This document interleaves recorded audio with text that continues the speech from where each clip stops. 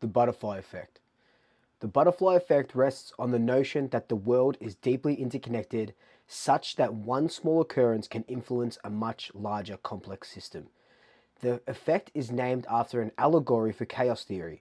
It evokes the idea that a small butterfly flapping its wings could, hypothetically, cause a typhoon on the other side of the world. You've heard of the butterfly effect theory. Now let me tell you about the Patrick Cripps Braden Maynard theory. Let's get into it. So before we do jump into it, if you are new here, please hit that subscribe button. We're just on 7,800, which is absolutely amazing. We're so close to 8,000.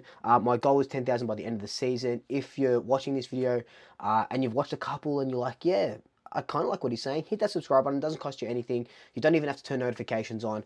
If you turn notifications on, that would be a huge bonus. But I appreciate any subscribers, any new subscribers. Share this to your Collingwood friends as well. That would be incredible. And if you're already subscribed, mwah, big kisses. I love you all. Now, let's talk about the Patrick Cripps, Braden Maynard theory on the eve of Braden Maynard's 200th game. Now, we absolutely love Braden Maynard. He is a character and a half.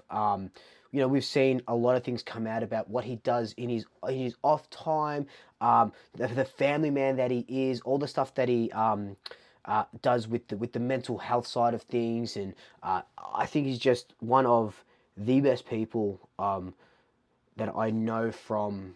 How do you say that you kind of know someone, like secondhand knowing someone, as in things that I've read and stuff like that, and things that people have said about him and coaches and stuff like that. Not that I know him, that you know of them. He just seems like an absolutely incredible person. And if you talk to anyone, if you've read anything or if you've listened to interviews from anyone in the club, they will tell you the exact same thing. He plays his 200th game, a part of the 2014 draft. I think he's the first player from the 2014 draft to play 200 games, which is absolutely incredible. He is a premiership player. He's an All-Australian as well. He's our vice captain, and he has just grown into this absolute amazing person before our eyes. Like, getting taken the 2014 and debuting when he did. He kicked his first goal against Carlton. He's kicked 20 goals in his career, and then seeing the person that he's become today, and just the mainstay, just the rock, just somebody that, kind of like what Taylor Adams was, will pull you by the scruff of your neck, or scruff of your collar, sorry, and just drag you over the line. He's that person that you want to go into battle for. And we know his white line fever. We know his aggressiveness. We know what he's like on the field. We know what he's kind of like off the field from what we're shown. And 17 other clubs would kill to have this guy in their team. So Braden Maynard, congratulations on your 200th game. Absolutely incredible. But I've teased it for a little bit. Let's get into the Patrick Cripps, Braden Maynard butterfly effect theory. So cast your minds back to 2013. Collingwood finished 6th on the ladder. We had 2 draft picks going into the draft, the 2013 draft, pick 6 and pick 10. And it's very rare that we get any picks in the top 10, let alone 2 picks in the top 10. With pick 6, we drafted Matt Scharenberg. And with pick 10, we drafted Nathan Freeman. Now, pick 11, and when I talk about the butterfly effect, this is where it starts to sort of get just insane. Pick 11, West Coast picked up a guy named Dom Sheed with the free agent compensation pick that we got for Dale Thomas when he went to Carlton. With pick 13, Carlton picked up a guy named Patrick Cripps. And then you go, okay, so Carlton picked up a guy named Patrick Cripps. Why does that really matter in this story? Matt Rendell, who has since passed away, he was one of the recruiting guys at the time of this. And back in 2013, and throughout all that year, Collingwood interviewed Cripps multiple times. Collingwood absolutely loved him. They loved his ability. They loved his clearance work. They loved a hard nut that he was. They loved the way he played. But there was one knock on him that sort of didn't sit right with them. That knock was that he couldn't run out of the centre, which pretty much means that he just couldn't run. He didn't have the endurance. He didn't have that running capability back as an underage player in Western Australia. He ran 11 in the beep test at the National Combine, which isn't very good at all. Now, this was back in 2013, so Collingwood did really, really, really consider drafting Patrick Cripps. Now, could you imagine if we had drafted Cripps? Who knows? Like the trajectory of the AFL world would have changed immensely. We know what a fantastic player Cripps is, and who knows what could have been, right? Classic butterfly effect things, right? But Collingwood said, "Nah, look, we're not going to draft him because the kid can't run. Why would we want to draft a midfielder that can't run and that's only putting up 11 in a beep test? Like, how can anyone think that he's going to crack into this Collingwood side who had talent on talent on talent when you just couldn't run?" So they said, "Nah, just because of that, and even though we liked everything else about him, just because of that, we're not choosing him." So we didn't pick him. We picked Scharenberg and we picked Freeman. And we know how that story goes. They play about 40 games combined.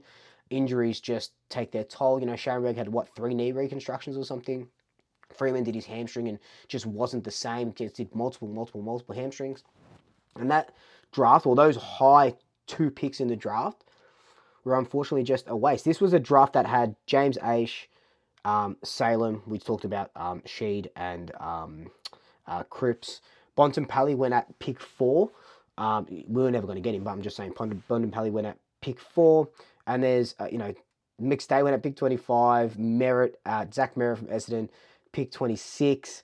There was a couple of really good players in that draft, and that was it. That's what happened at the end of the 2013 draft. We picked 2 players. We don't pick Patrick Cripps because he can't run. Now, fast forward to 2014. Collingwood finish 11th in 2014, and we do a nice little deal to get another pick in the top 10.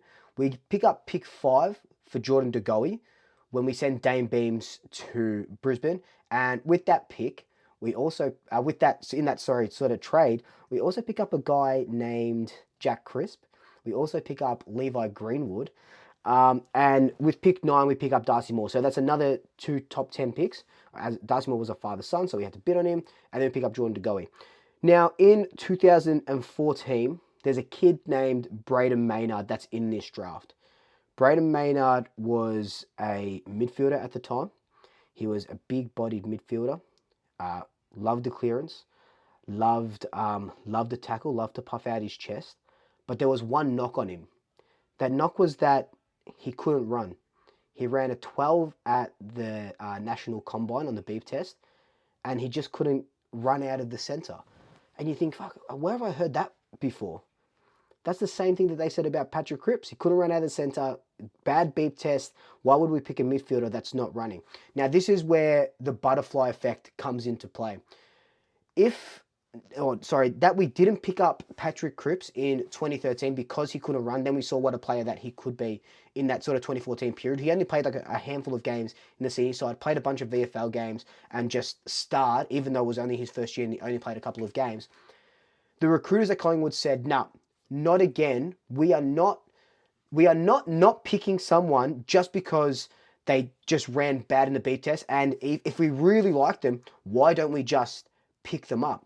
Now, Collingwood had Braden Maynard sitting at pick 6. They thought he was going to go really, really, really high. They had him as a top 10 pick. It gets to pick 29, and it's Gold Coast's turn to pick. And Gold Coast had Braden Maynard on their whiteboard, but they opted for a guy named Tuke Miller, right? Now, the rest is history for Gold Coast.